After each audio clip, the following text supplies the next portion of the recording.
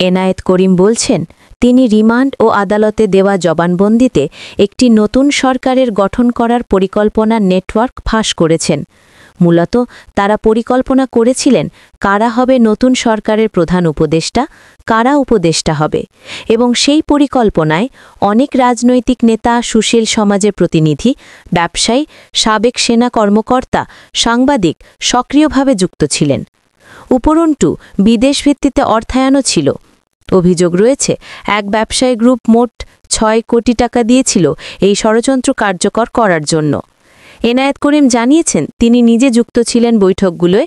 দেশে ও বিদেশে হয় বৈঠক, আলোচনা হয় কিভাবে অন্তর্বর্তী সরকারের মাধ্যমে সরকার বদলানো যাবে। এই ষড়যন্ত্রের উদ্দেশ্য ছিল বর্তমান সরকারের পতন ঘটিয়ে একটি নতুন উপদেষ্টা ভিত্তিক সরকার গঠন করা, যাতে নির্বাচন প্রক্রিয়া ও ক্ষমতার হস্তান্তর নিয়ন্ত্রিত হয়। এক্ষেত্রে সমস্যা দেখা গেছে যে উপদেষ্টা হিসেবে নিয়োগ হওয়ার কথা ছিল সেই ব্যক্তিদের নাম ইতিমধ্যে নিষেধাজ্ঞা দেওয়া হয়েছে বিদেশ যাত্রায়। সারাংশে এটি শুধু ১-২ জনের কাজ ছিল না, একটি বড় নেটওয়ার্ক ছিল যা রাজনৈতিক ধাগা, অর্থ ও যোগাযোগ সঞ্জাল দিয়ে কাজ করছিল বলেই দাবি করা হচ্ছে।